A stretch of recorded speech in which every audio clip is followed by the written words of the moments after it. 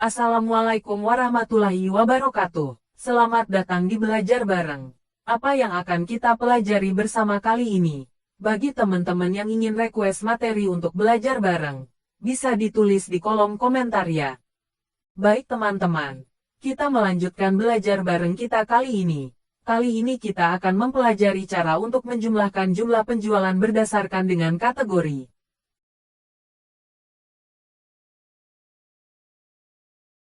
Jika untuk menjumlahkan semuanya, sebenarnya kita tinggal menjumlahkan ini langsung dengan cara kita pilih lambang jumlah atau sum atau subtotal. Ini akan terjumlah semuanya. Tapi di sini kita akan menjumlahkan berdasarkan kategori. Ini ada banyak cara, karena data kita ini sudah berbentuk tabel. Jadi ini akan memudahkan kita untuk menjumlahkannya. Cara yang pertama, yaitu menjumlahkan dengan cara memfilter data. Kita tadi sudah menggunakan rumus jumlah atau sum atau subtotal dengan cara mengklik auto sum. Tempatnya ada di beranda. Kemudian ada lambang jumlah. Kemudian kita klik, maka total jumlah akan langsung muncul ini. Bagaimana kalau cuma jumlah makanan dan minuman? Kita tinggal filter saja. Kita pilih makanan dan minuman.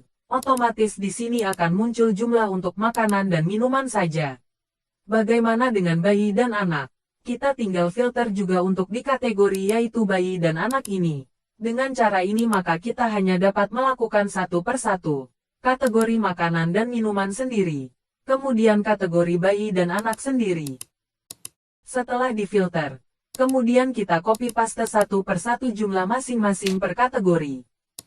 Cara ini bisa dilakukan untuk data yang sedikit. Bagaimana jika data kategorinya banyak? Maka dengan cara ini akan menghabiskan banyak waktu. Misalkan ada 50 kategori produk. Bisa dibayangkan berapa lama waktu yang kita buang untuk memfilter dan mengcopy paste jumlah per kategori satu persatu. Setengah jam. 1 jam. Bahkan bisa lebih. Apakah tidak ada cara lain? Tentunya ada cara yang lebih cepat dari cara tersebut. Bagaimana cara tersebut? Oke. Kita masuk ke cara kedua. Yaitu menggunakan rumus SUMIF. Pertama kita tambah kolom dulu di data kategori, karena data kategori sudah berbentuk tabel. Dengan cara mengetik di sampingnya, maka kolom tersebut sudah langsung masuk ke rank tabelnya. Kita beri nama kolomnya SUMIF. Namanya kalau teman-teman mau rubah tidak apa-apa ya. Bebas. Kemudian di bawahnya kita ketik rumus SUMIF. SUMIF sendiri memiliki arti, jumlahkan jika, kemudian kurung buka, kemudian, rank. Rank ini ada kolom mana yang akan kita jadikan sebagai data evaluasi dengan kategori tertentu. Data evaluasi kita adalah nama kategori produk. Untuk memilihnya kita blok dengan shortcut. Dengan cara pilih salah satu di data nama kategori. Bebas ya teman-teman. Kemudian kita tekan Ctrl plus spasi.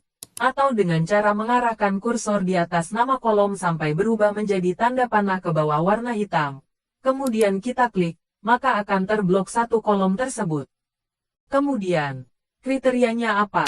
Kriterianya yaitu sama dengan sel ini atau dengan kata lain kategori makanan dan minuman. Kemudian mana yang nominal yang akan dijumlahkan. Kita bisa menggunakan quantity atau kita bisa menggunakan jumlah.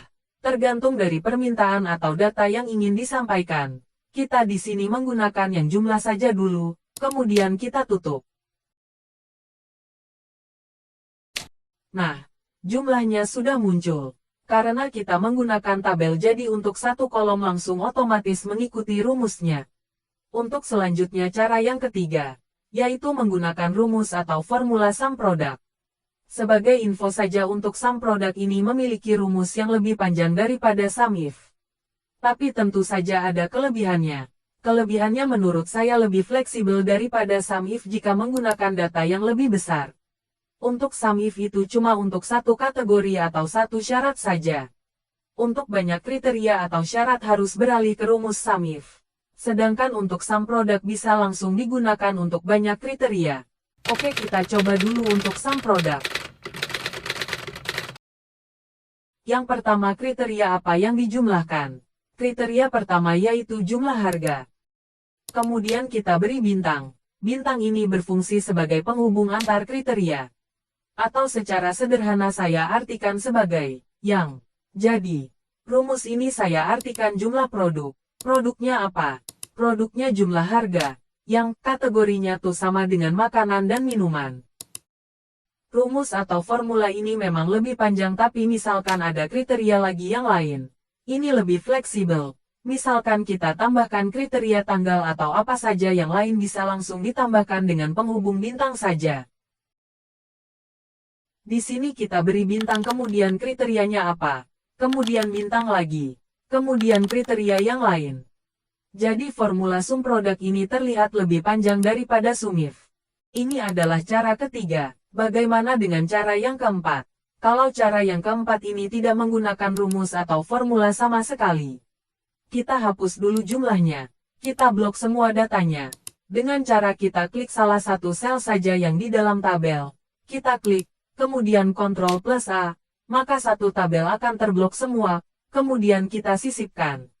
Kemudian kita pilih pivot table. Kemudian ada dua pilihan di mana kita meletakkan data baru hasil pivot tabel, yaitu di sheet baru atau di sheet yang sudah ada. Di sini saya menggunakan yang di sheet baru saja. Kemudian ini ada pertanyaan. Apakah Anda ingin menganalisis banyak tabel? Kalau iya, ini bisa dicentang. Kalau cuma satu tabel, biarkan saja. Kemudian oke. Nah di sini kita sudah punya pivot tabel satu yang kosong. Apa saja yang mau kita analisa di pivot tabel ini? Yang pertama, yaitu kita masukkan nama kategori di baris ini. Kemudian jumlahnya kita tarik ke nilai. Otomatis akan menghasilkan data jumlah dari masing-masing kategori berdasarkan data penjualan kita tadi. Tinggal formatnya kita atur sesuai kebutuhan. Nah dari keempat cara ini, teman-teman lebih suka menggunakan cara yang mana? Cara kedua, cara ketiga, cara keempat, atau tergantung kebutuhan format laporan yang akan diberikan. Tentunya bukan cara pertama kan. Bisa ditulis di kolom komentar ya teman-teman. Dan misalkan ada yang pengen lebih memperdalam salah satu cara tersebut, bisa juga ditulis di kolom komentar ya teman-teman. Maka akan kita bahas di belajar bareng berikutnya. Saya mohon maaf, jika ada penjelasan saya kurang. Bagi teman-teman yang ingin menambahi atau memberikan masukan bisa ditulis juga di kolom komentar ya. Karena di sini kita sama-sama belajar, sama-sama mencari tahu, sama-sama menambah wawasan baru. Sekian belajar bareng kali ini. Tetap semangat belajar dan sampai jumpa di video berikutnya. Selalu ingat, belajarlah dengan riang dan nikmati prosesnya. Terima kasih telah bergabung di Belajar Bareng. Selamat belajar dan selamat menjelajahi ilmu. Wassalamualaikum warahmatullahi wabarakatuh.